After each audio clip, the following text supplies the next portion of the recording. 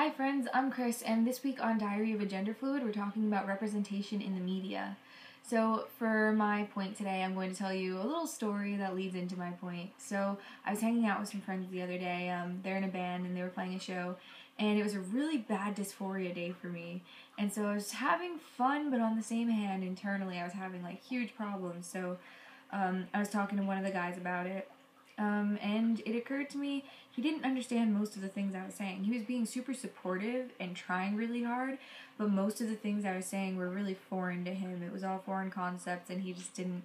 He tried to be supportive, but he didn't get it. And I know it's not his fault because he doesn't understand. You know, he hasn't really been exposed to it. But that's a problem, is that he hasn't been exposed to it, which is one of the reasons I think it's super important to have representation in the media. Because if there were more gender fluid people in movies or in books and on TV, people would see it more and it wouldn't be such a weird thing. People wouldn't feel so uncomfortable with gender neutral pronouns because they'd be exposed to it more. And this doesn't just go for allies, because it is a problem for other people who aren't exposed to it. It makes it harder for us because then we have to explain it all the time, and it might make us uncomfortable, and there might be questions that we either can't answer or don't want to answer. But on the other side of the issue is we're not exposed to it. So I never thought to explore my gender identity because I always knew, like, okay, well, I'm female, this is how I was brought up, and I didn't really experience dysphoria because it wasn't intense for me when I was younger. I just kind of was like, okay, well, being a female is not super important to me, but it's not, like, I didn't feel uncomfortable with it, really, until around the time when I shaved my head.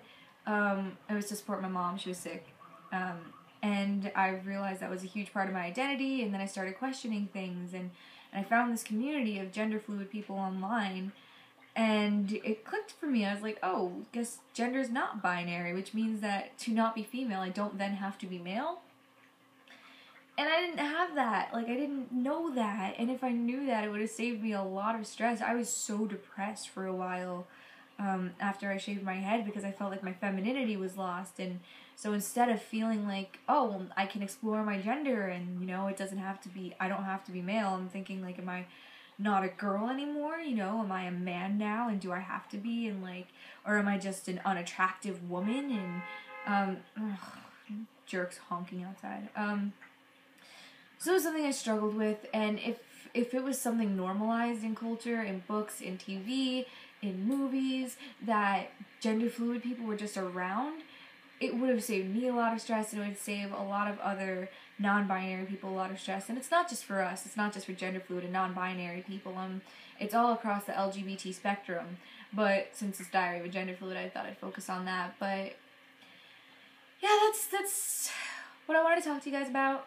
So if you guys have any experiences that are similar, if you guys want to talk, you can leave comments. I love talking to you guys. It's super cool.